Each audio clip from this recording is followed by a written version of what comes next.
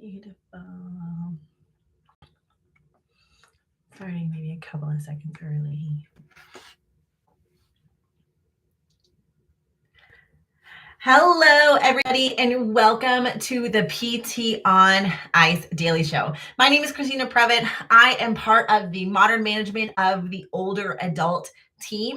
We have 3 courses in our geriatric curriculum. We have our 2-day live course. We just had 2 MMOA lives going simultaneously last weekend. I was hanging out with the crew in Lake Mary, Florida, and with Julie and Anushka and Jeff and Alan and Dustin were over in Kingman, Arizona. It was amazing. It was such a fun group. And so if you are looking, we have tons of courses for the remainder of 2022, and we are booking well into 2023. If you want to catch our live course, you can go find it on ptonice.com. We also have our 2 online courses. So our 8-week Essential Foundations and our 8-week Advanced Concepts. Next courses for Essential Foundations are starting end of August and the middle of October for Advanced Concepts. So lots of stuff coming out of our MMOA division. So really excited with all of the growth that we've been able to see and all of the people that we've been able to connect with as we have gotten on the road. So today I wanted to talk to you about a new study that came out that was talking about single leg stance and its association with fracture risk. So I'm going to talk a little bit through the study and then going to start talking a little bit about some of the clinical applications that we have with that and kind of what our thoughts are as we are reading this study. So the title is One Leg Standing Time Predicts Fracture Risk in Older Women Independent of Clinical Risk Factors and Bone Mineral Density. So what this study did was it took a large population-based epidemiological study that was following individuals over time. So there was about 3,000 women between 75 and 80 years old in this study. And they asked them a whole bunch of different factors. They had talked about a whole bunch of different factors related to their health. And then we're asking about their bone mineral density. They put them through DEXAs, talked about their balance, and then followed them forward to see how they did. So they followed them about 3.5 to 4 years of forward and saw kind of what happened if they had any fractures, if they had any fractures in the spine, the hip, et cetera, with the idea being that we need to try and figure out what are some of the physiological parameters or the physical function parameters that we can look at, because we know that individuals who have a fracture, especially a hip fracture, this can really change the trajectory for the remainder of their life. And oftentimes we don't have individuals returning to their previous level of function or better after having a hip fracture. So that was kind of the background. So they used a cutoff score of 10 seconds. So you had to stand on one leg, arms crossed across your chest, standing on one leg, and any movement of a limb to try and correct your balance was considered like when you would have a stop. So if your arms were here and you let your arm come out, they considered that as a failing to maintain your balance, and the test was stopped there. So that's a pretty high threshold compared to what we typically clinically apply, but that's okay. That was just kind of where their criteria was set to. And the threshold that they used to turn the time for single leg stance into a binary variable was 10 seconds.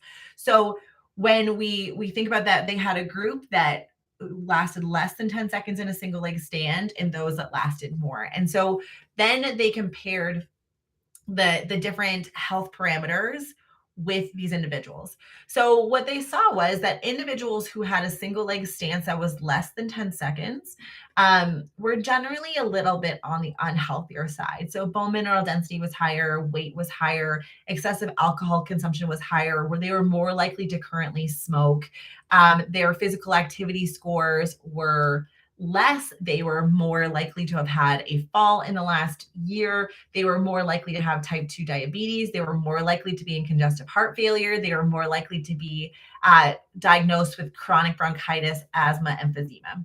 So when we compare these two groups of individuals, the chronic condition burden, the multimorbidity burden is obviously significantly higher. The health promotion, the healthy lifestyle factors are lower. Sorry, so chronic disease burden higher, healthy lifestyle factors lower in this group of individuals. Okay, so when they were following these individuals forward, what we have to make sure that we are doing is applying a regression. So when we are trying to look at the prognostic power of a factor, we need to put it into a logistic regression. And then we also need to apply covariates to the model so that we take into account that there are certain things about one group versus another group that could potentially muddle or bias our study. So what they did was they first looked at the difference between just individuals who had a 10-second or less single leg stance and those that didn't.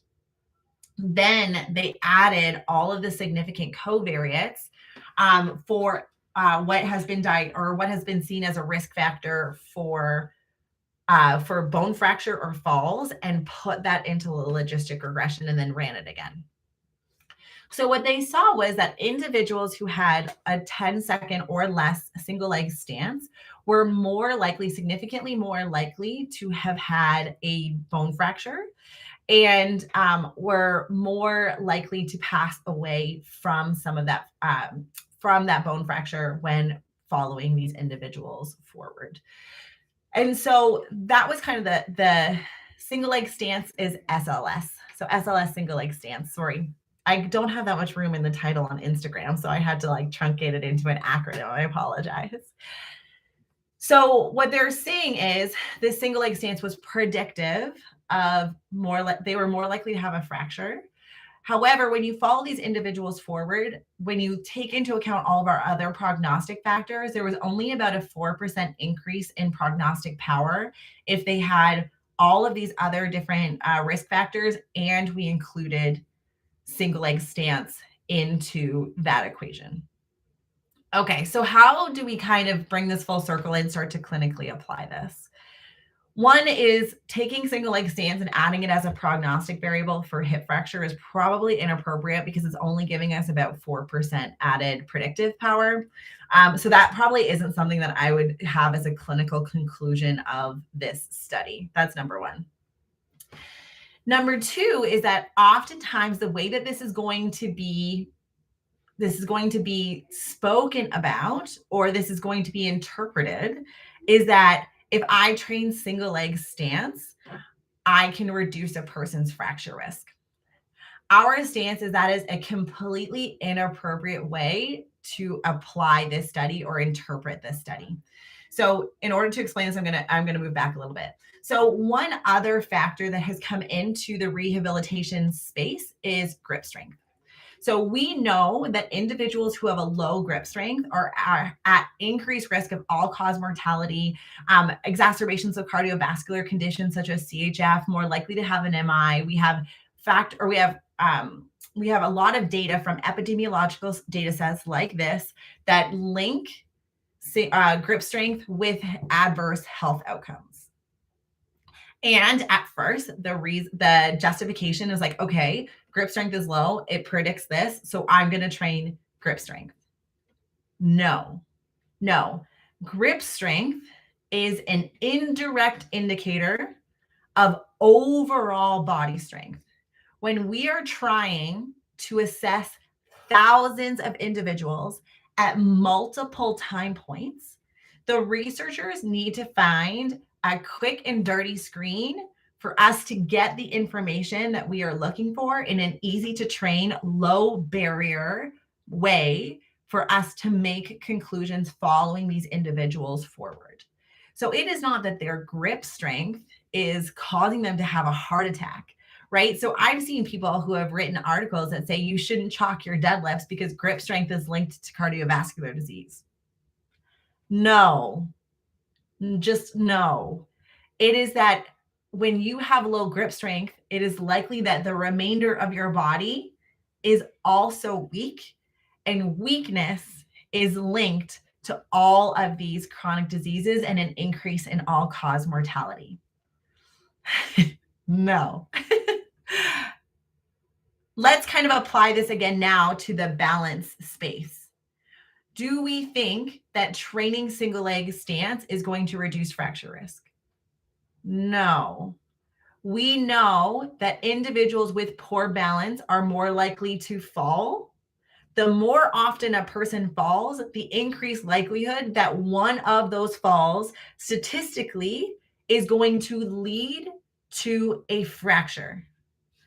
Poor balance means more likely to fall, especially in the environment of multimorbidity, low bone mineral density, and osteoporosis, more likely to have a fracture every time they are falling, statistically more likely.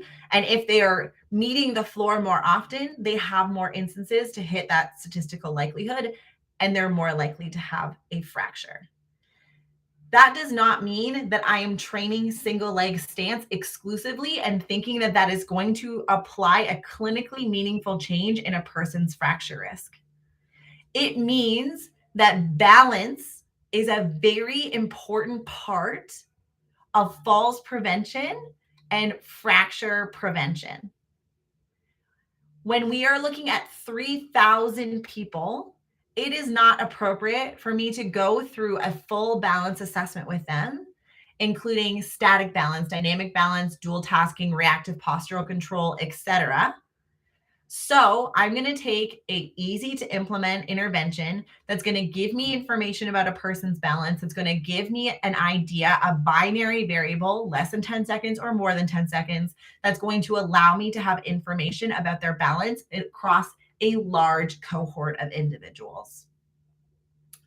If a person's static balance is impaired, I would bet money that some of their dynamic balance and their dual tasking is also impaired.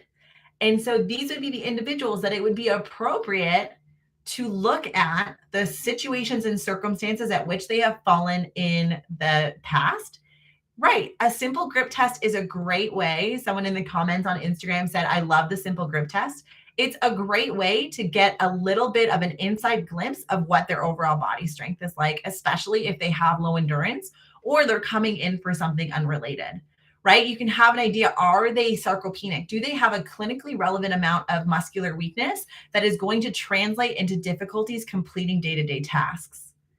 Single leg stance might be an easy screen to see, is this person's balance impaired, and is that balance impairment more likely to increase their risk that they will become unsteady when met with dual tasking, functional dynamic movements, perturbations. If they get bumped in the community, are they more likely to fall, right? We are not using this test and saying, well, need to train some single leg stance. No. Will that maybe be a part of your balance intervention? Sure. But we need to be thinking about what this test is telling us, how we are going to clinically be interpreting this, and making sure that we're not making sweeping claims about what this is trying to say, right? 3,000 people. We're not doing reactive postural control with 3,000 people and doing that follow-up every 6 months. It's just not feasible. So if we can get a person and have this binary variable, yes, they have a single leg stance less than 10 seconds, we are more likely to see that their balance system in general probably needs some work. And balance is going to be a contributing factor to falls and fractures. When we look at it that way, it makes a lot of sense that this finding is there. It also makes a lot of sense that people with impaired balance probably have a lot of other health things going on, right? More likely to smoke, less physically active, more likely to have excessive alcohol consumption, more likely to be diagnosed with heart failure, pulmonary conditions. We know that all of these things kind of come together. It makes sense. So when we see this study, it's excellent. It's telling us that the rehabilitation professionals are a really, really important part of this falls prevention, fracture prevention equation. But we cannot overly simplify what this finding is saying and just start putting single leg stance or static balance only into our episodes of care. We need to be critical about what this is telling us, what information this is providing for us, and how we are going to educate on these findings. Super important, really cool study. If you're interested in the DOI, I'll post it in the comments and you'll be able to take a look at it yourself. Make sure that we are not simplifying our findings. It is so important for us to be up to date with the literature, but it's also really important for us to understand the methodology and why things are being done the way they are and what we can interpret from them. All right. That is my research clinical application rant for today. I hope you found that helpful, kind of diving into some of these studies. If you have any other questions, let me know. I'll put the DOI in the comment section. I hope you all have a wonderful rest of your week. If you're interested in jumping into our online email newsletter, I am writing up MMOA Digest tomorrow. This study is probably going to be in that digest. So if you're interested, go to ptonice.com. It's under the resources section. You can sign up. It goes out every 2 weeks. It is Jerry specific. It's pretty freaking cool. And I hope you all sign up.